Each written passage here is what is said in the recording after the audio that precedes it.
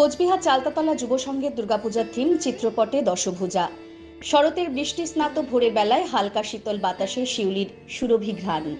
শরতের মেঘলা আকাশে ঝিরিঝিরি বৃষ্টিতে পুজো প্যান্ডেলগুলোতে শেষ পর্যায়ের কাজে কিছুটা ব্যাঘাত ঘটলেও বৃষ্টি থামতেই আবার কাজের চরম ব্যস্ততায় লক্ষ্য করা যায় শিল্পীদের।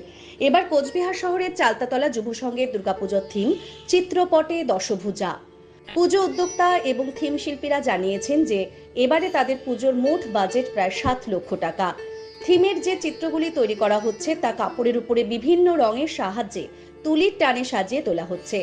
পাশাপাশি মাটির সরাতেও শিল্পীদের শৈল্পিক দক্ষতায় ফুটিয়ে তোলা হবে চিত্রপট।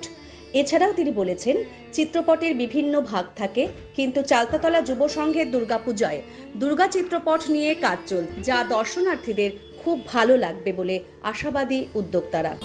দিদি, এটা কোন ক্লাব? এটা চালতাতলাতে। পুজোর মোট বাজেট কত রয়েছে? 7 লাখ। কি থাকছে থিম? থাকছে পটচিত্র, পটচিত্রের উপরে দুর্গাপট। পট্ট কথার অর্থ হচ্ছে কাপড়, কাপড়ের উপরে আমরা কালারফুল দিয়ে সমস্তগুলোকে, ছবিগুলোকে ফুটিয়ে তুলছি।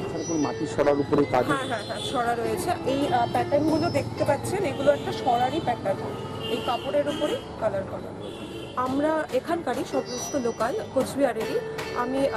আমিও আর্ট কলেজ পাস আউট, আরেকজন যে আমার সাথে আছে সেও আছে আর্ট কলেজ পাস আউট। দুজন মিলে করছেন? আমরা আছি টোটাল 4 জন। 4 জনই কি মহিলা? না, আমরা 2 জন মহিলা, 2 জন। Bureau report, digital Bangla.